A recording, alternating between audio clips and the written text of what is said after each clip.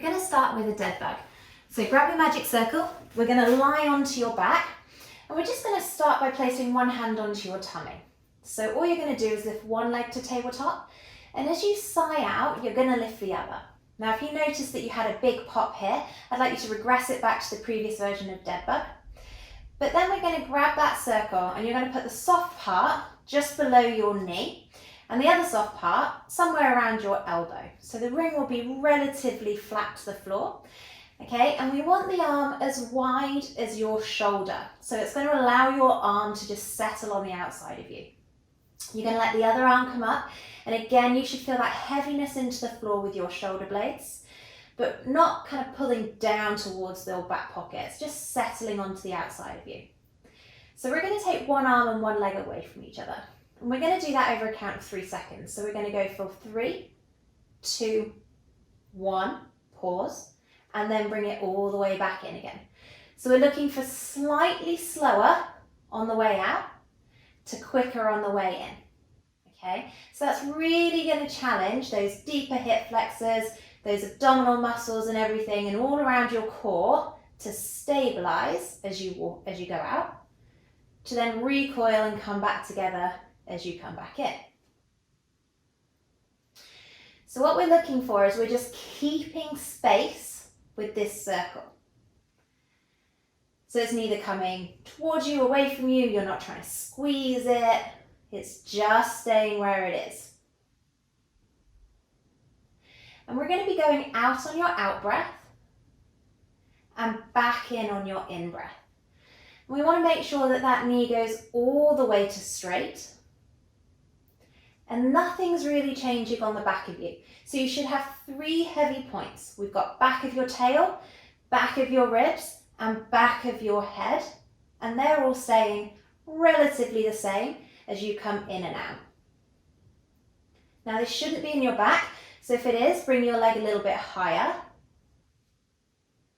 It should be very much focused around that tummy and around the kind of front of your thigh and your hip flexors. So we're going to be doing 15 on each side, all the time having that slow out and quicker in. Last one. And then you're going to come over onto the other side.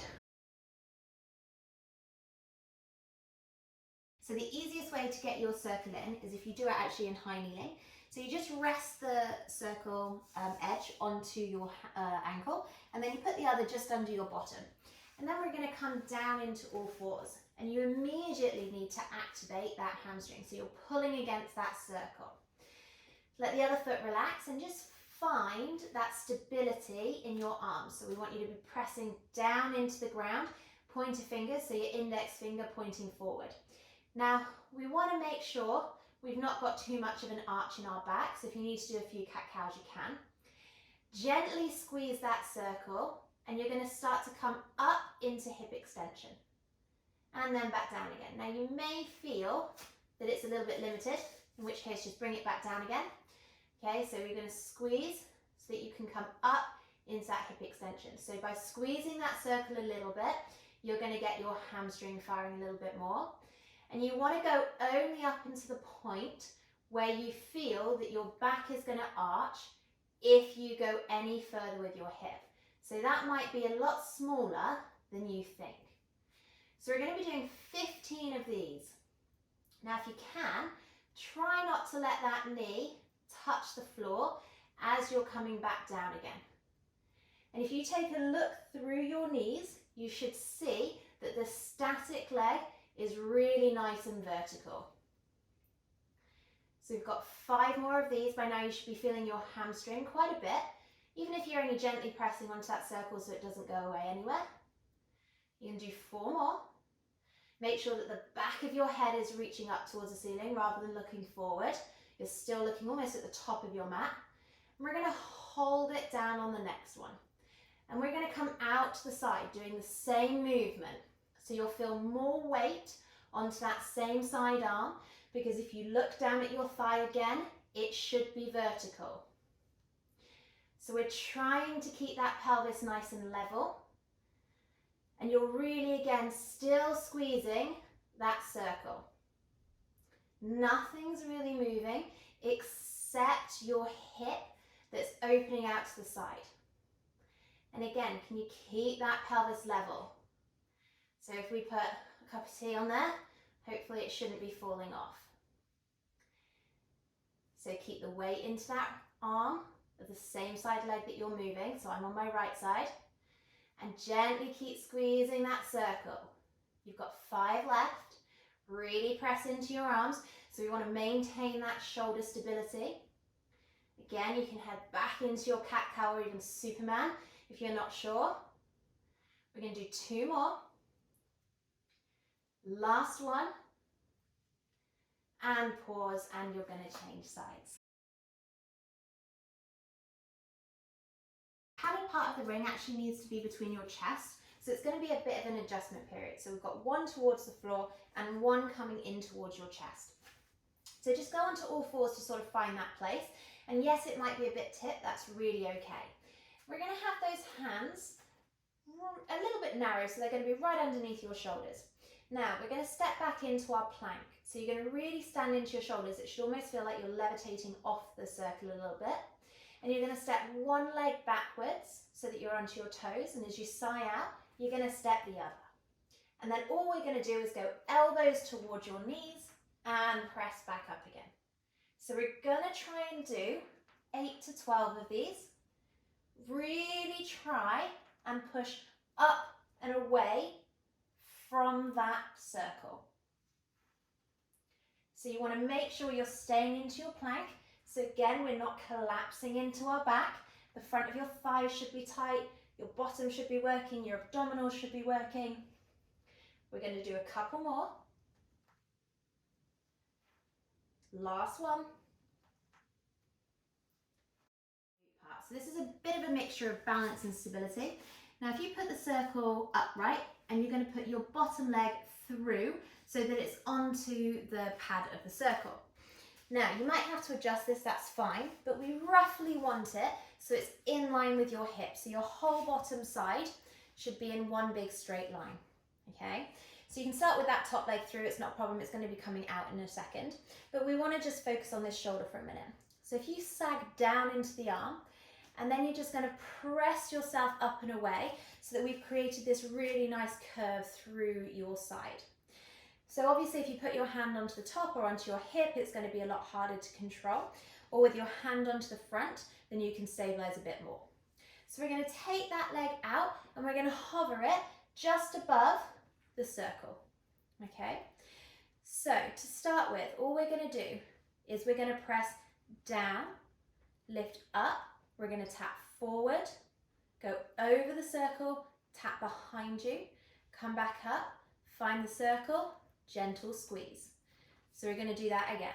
So this is the movement that we're doing.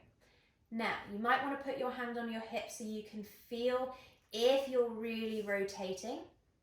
The aim is, can you get that shoulder control? So we're really standing into the shoulder whilst our hip is doing something different to our body, basically. So just notice whether you're tipping backwards and forwards as you go. Okay, the aim is to stay really, really nice and quiet with that body. It's controlling that rotation, and all the time we're pressing into the floor. You can probably see I've done it a couple of times, but it's really easy to have a tendency to just drop into that bottom shoulder. So this whole area around your shoulder is working, and you're having to control that movement through your obliques in order to take the hip around. So we're going to do 15, I've lost count, but 15 of these in one side and then switching to the other. So forwards, back and center push is 1.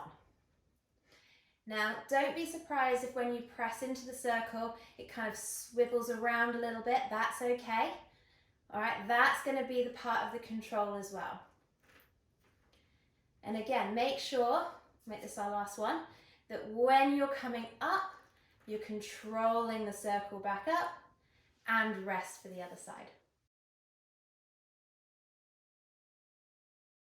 So I'm not going to lie, this is an exercise I find really challenging. So this is side lying to teaser. So we're going to start with your legs inside the circle. And this is one reason why it gets a bit harder, because we suddenly can't use those inner thighs to help stabilize us. And those pads are going to be roughly mid-shin. Okay, so obviously the lower down they go, the harder that this becomes as well. Now you're going to lie on your side with your bottom arm out in front of you, legs straight, and your top arm above your head. Now there's not going to be much cueing during the movement here. So what we're looking for is to come from here into your teaser. And you're going to use your top arm to do that. So as you sigh out, you're going to start to swoop that arm around, roll onto your back and come up into your teaser. And then we're going to lengthen out, turn and control to come back down again. And again. So you can see I'm coming up into a bent knee version. Now if you can, come into a full teaser, that's brilliant. But remember, the load should not be in your back. So we want to make sure that pelvis is supporting the leg, and we can really control that rotation both up and down. Good. And again, can you keep pressing out into the circle as you go? So you can see I lost the circle a little bit there. That's why my leg has slipped. And really control yourself down. So we're roughly doing 5 to 8 of these. I'm going to readjust that circle. So you can do the bent knee version with me, or if you can extend those legs and go all the way up. But most importantly, how little can you press through that bottom arm?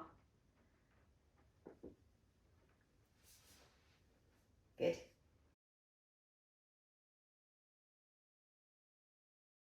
Why not check out these related videos? Thanks for joining us, everyone.